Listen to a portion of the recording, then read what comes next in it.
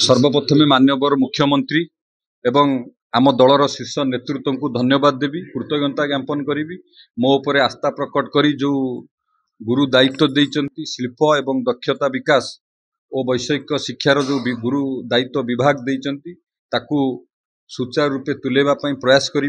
ओडिशावासी जो आशा और विश्वास अच्छी भरोसा अच्छी ताकू सुचारू रूपे तुलेबी।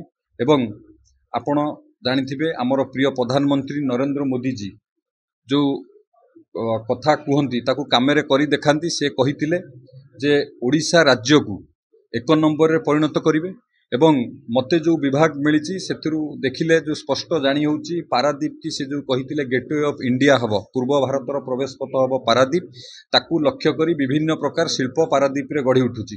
एवं मु संकल्पबद्ध समग्र भारत रे शिल्पर विकास किपरि ओडिशा रे 1 नंबर हबो सेतिपई समग्र चेष्टा करी। एवं भारत वर्ष रे ओडिया युवक माने किबळी दक्षता होई स्किल हेई खाली ओडिशा रे नुह समग्र भारत रे ओडिया युवक नियुक्ति पाइबे बा रोजगार करिवे सेतिपई कठिन परिश्रम करिवि।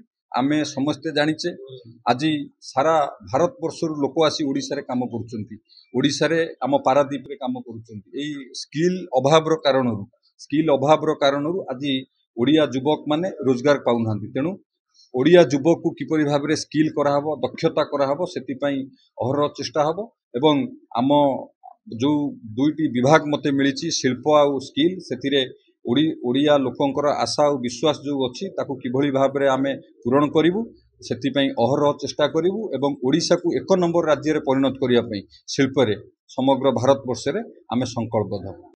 जातक विचार एवं गृहर वास्तु जनित समस्यार समाधान पाई जोगाजोग करंतु ज्योतिर्विद वास्तुविद श्री मानस चंद्र नायक।